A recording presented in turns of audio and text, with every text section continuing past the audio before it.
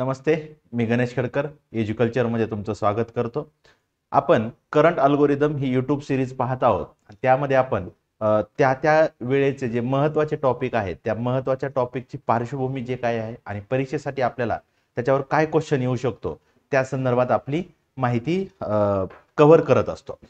त्याच सिरीजमधला आज पुढचा जो चॅप्टर आहे त्याच्यामध्ये आपण सेन्सॉर बोर्ड हा घटक सध्या चर्चेत आहे.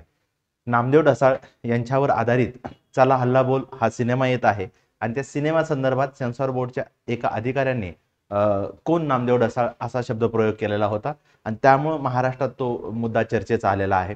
मग त्या अनुषंगाने आपण सेन्सॉर बोर्डवर आपल्याला काही क्वेश्चन येऊ शकतो का, मग त्या अनुषंगाने आपण त्याच्यातली माहिती पाहणार आहोत. खरं तर हा सेन्सॉर बोर्ड आपण हा शब्द सोयीसाठी वापरतो. ऍक्च्युली सेन्सॉर बोर्ड हा शब्द नाही, आपण त्याच्यातल्या माहितीमधून सगळं ते कव्हर करायचा प्रयत्न करू. त्याचं मराठी नाव आहे अभ्यवेक्षण मंडळ. सेन्सॉर बोर्डाचं मराठी नाव विचारलं तर अभ्यवेक्षण मंडळ आहे. ऍक्च्युली नाव काय आहे? Central board of film certification, शॉर्टकटमध्ये आपण CBFC असं म्हणतो. याच्यासाठीचा कायदा केलेला आहे सिनेमॅटोग्राफ ऍक्ट 1952चा. म्हणून सेन्सॉर बोर्ड ही वैधानिक बॉडी आहे, स्टॅच्युटरी बॉडी आपल्याला पाहता येते. कोणतं मंत्रालय आहे? तर माहिती आणि प्रसारण मंत्रालय, ज्याला आपण इन्फॉर्मेशन अँड ब्रॉडकास्टिंग मिनिस्ट्री असं म्हणतो. हे सेन्सॉर बोर्डाचं काम काय आहे, काय करतं ते? तर चित्रपटांच्या सार्वजनिक प्रदर्शनावर नियंत्रण ठेवणं हे त्याचं काम आहे. याचा अर्थ ते बंदी घालू शकतात का? तर बंदी घालू शकत नाही, फक्त प्रमाणपत्र देण्यास नकार देऊ शकतात. आणि त्याचाच दुसरा अर्थ असा होतो की चित्रपटावर बंदीच आहे, कारण सर्टिफिकेट असल्याशिवाय तुम्ही पिक्चर दाखवू शकत नाही. ठीक आहे, पण कंप्लीट बॅन जे आहे ते करू शकत नाहीत. मग त्याच्यासाठी कट सुचवले जातात की सिनेमातले हे जे दृश्य आहेत ते तुम्ही कट करा आणि मग आम्ही तुम्हाला परवानगी देतो.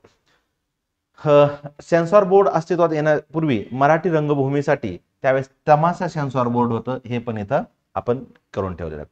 आता हे सेन्सॉर बोर्ड जे आहे सिनेमा आणि नाटक याच्यावर नियंत्रण ठेवतं, टीव्हीवर नियंत्रण ठेवत नाही. टीव्हीवर नियंत्रण ठेवण्यासाठीची वेगळी ऑथॉरिटी आहे, टीव्ही केबल नेटवर्क रेग्युलेशन 1995. या अंतर्गत टीव्हीवर नियंत्रण ठेवलं जातं. सेन्सॉर बोर्डाचं हेडक्वार्टर कुठं आहे? मुंबईमध्ये आहे. सध्याचे चेअरमन प्रसून जोशी आहेत, जे 28वे आहेत. 2017 पासून ते आजपर्यंत पदावर असलेले आपल्याला पाहता येतात. सेन्सॉर बोर्ड पूर्वी दोन प्रकारचे सर्टिफिकेट देत होतं, एक यू आणि दुसरं ए. यू म्हणजे युनिव्हर्सल, ए म्हणजे अडल्ट. आणि नंतर 1983 पासून आणखी दोन सर्टिफिकेट ऍड केलेले आहेत, त्यामध्ये UA युनिव्हर्सल अडल्ट आणि यस म्हणजे स्पेशल. आता हे काय सर्टिफिकेट आहे, याच्यात कुठले सीन असतात, का त्याचं बायफर्केशन केलेलं आहे ते आपण पाहूयात. असे 4 सर्टिफिकेट आहेत. यू म्हणजे युनिव्हर्सल, सर्वांना पाहण्यासाठी कम्फर्टेबल असे सिनेमे आहेत. फॅमिली फ्रेंडली आहेत, एज्युकेशनचे संदर्भातले आहेत, ड्रामा आहे, रोमांस आहे, सायफाय आहे, ऍक्शनचे सिनेमे जे आहेत ते आपल्याला पाहता येतात. या सिनेमामध्ये थोड्याशा प्रमाणात व्हायलन्स असतो आणि सेक्स्युअल सीन छोटेसे आपल्याला पाहता येतात. त्याच्यानंतर दुसरी कॅटेगरी आहे UA, त्याला युनिव्हर्सल अडल्ट असं म्हटलं जातं. हे सिनेमे पाहण्यासाठी लहान मुलांना पालकांचं नियंत्रण किंवा पालकाच्या सोबत पाहता येतात. पूर्वी लहान मुलांचं त्याच्यासाठीचं वय होतं 12 वय, 12 पेक्षा लहान मुलांसाठी हे होतं. परंतु 2023 पासून 7, 13 आणि 16 असे मुलांचे वयोगट केलेले आपल्याला पाहता येतात. या प्रत्येक वयोगटाला वेगळे सिनेमे पाहण्याचं तरतूद केलेली पाहता येते. याच्यामध्ये ब्लडचे सीन जे असतात, मारामारी करतानाचे वगैरे किंवा असभ्य भाषा ही थोड्या प्रमाणात असते. तिसरा कंटेंट आहे अडल्ट. 18 वर्षाच्या वरचे जे प्रौढ आहेत त्या लोकांना पाहता येतात. यात हिंसाचार, अश्लील दृश्य, असभ्य भाषा असते, हे सगळे सिनेमे पाहता येतात. आणि चौथा प्रकार आहे यस म्हणजे स्पेशल. हे जे सिनेमे आहेत एका विशिष्ट वर्गासाठी, स्पेसिफिक क्लाससाठी असतात. त्यामध्ये डॉक्टर्स, वैज्ञानिक किंवा इतर घटक असतात. इंजिनियरसाठीचा काही सिनेमा आहे तो पाहता येतो. हे सार्वजनिकरित्या पाहता येत आहेत, म्हणजे थिएटरला वगैरे लागणार नाहीत. याच्यासाठी स्पेशल स्क्रीनिंग जी केलेली जाते आणि त्या व्यवसायाच्या संबंधित लोकांना ते सिनेमे पाहता येतात. ठीक आहे. आता ह्या सेन्सॉर बोर्डचा इतिहास काय आहे? आजचं नाव आपण जे सेन्सॉर बोर्ड वापरले त्याच्या मागचा काय इतिहास आहे ते आपण पाहूया. राजा हरिश्चंद्र हा सिनेमा आलेला होता दादासाहेब फाळके यांचा. त्याच्यानंतर 1920 मध्ये भारतीय सिनेमॅटोग्राफ ऍक्ट आलेला आपल्याला पाहता येतो. आता म्हणजे याला पण 100 वर्ष पूर्ण झालेले आहेत. त्या कायद्यानुसार त्यावेळेसचे 5 ठिकाणचे पोलीस प्रमुख चेन्नई, मुंबई, कोलकाता, लाहोर आणि रंगून या ठिकाणचे पोलीस प्रमुख चित्रपटाला सर्टिफिकेट देत होते की हा चित्रपट पब्लिकली दाखवण्याला योग्य आहे की नाही. त्याच्यानंतर मग स्वातंत्र्यानंतर काय झालेलं आहे, जे प्रादेशिक सेन्सॉर बोर्ड होते हे 5, याचं सगळ्याचं Bombay board of film censor मध्ये कन्व्हर्ट करण्यात आले. Bombay board of film censor मध्ये करण्यात आले आणि या बॉम्बे बोर्ड ऑफ फिल्म सेन्सॉरचं जे आहे 1952 ला central board of film censor असं नाव करण्यात आलेलं पाहता येतं. तशी पुनर्रचना केलेली आहे. म्हणून या सेन्सॉर शब्दामुळे तेव्हापासून त्याला सेन्सॉर बोर्ड हा शब्द आलेला आपल्याला पाहता येतो आणि आज आपण कॉमनली हा शब्द वापरतो. त्याचं खरं जे नाव आहे ते CBFC जे आहे, central board of film certification, हे खरं नाव आपल्याला पाहता येतं. ठीक आहे. आणि central board of film censor 1952 ला आहे. हेच नाव 1983 मध्ये central board of film certification हे आजचं नाव जे आहे ते 1983 पासून आलेलं आहे. पहा, हा पहिला टप्पा आहे, नंतर हा दुसरा आहे, हा तिसरा आहे आणि आजचं हे चौथं स्वरूप आलेलं त्याला पाहता येतं. पूर्वी सेन्सॉर बोर्डच्या विरुद्ध निर्णयासाठीचं एक अपिलिएट प्राधिकरण होतं, ते 2021 ला रद्द केलेलं आपल्याला पाहता येतं. आता या सेन्सॉर बोर्डासाठीचे रिजनल ऑफिसेस आहेत, 9 रिजनल ऑफिसेस आहेत.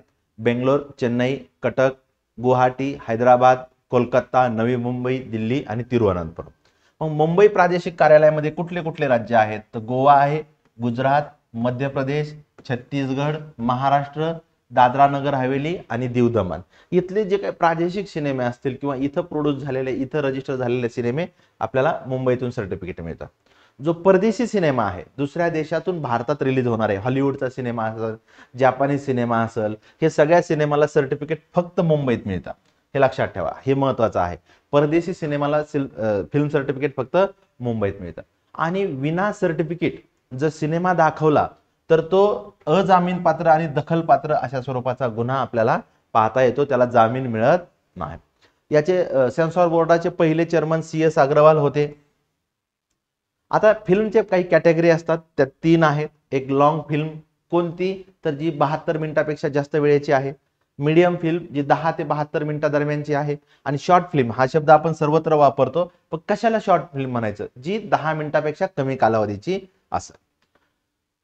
चित्रपटाचं जे काही सेन्सॉर बोर्ड आहे, सेन्सॉर बोर्ड निर्माण करण्याचं कारण काय होतं, तर हेल्दी पब्लिक एंटरटेनमेंट असावी आणि एज्युकेशन पर्पज असावं. आता याच्या संदर्भात कायम वाद होत आलेले आहेत, कशाला हेल्दी म्हणायचं आणि हे कोण ठरवणार. सेन्सॉर बोर्डाला कधी कधी संस्कारी बोर्ड पण असं पण म्हटलं जातं. काही लोक त्या अनुषंगाने टीका करतात. मध्यंतरी ॲनिमल सिनेमा आला होता, ॲनिमल सिनेमावरून पुन्हा संसदेत सुद्धा त्याची मोठ्या प्रमाणात चर्चा झालेली होती की सिनेमामुळे समाजात हिंसाचार होतो आणि मग सिनेमावाले लोक म्हणतात समाजातला हिंसाचार आम्ही सिनेमात दाखवतो. तो कायम वाद चाललेला आपल्याला पाहता येतो. तुम्हाला हे जे सर्टिफिकेट आहे ते सर्टिफिकेट मिळवण्यासाठी मॅक्सिमम 68 दिवस लागतात.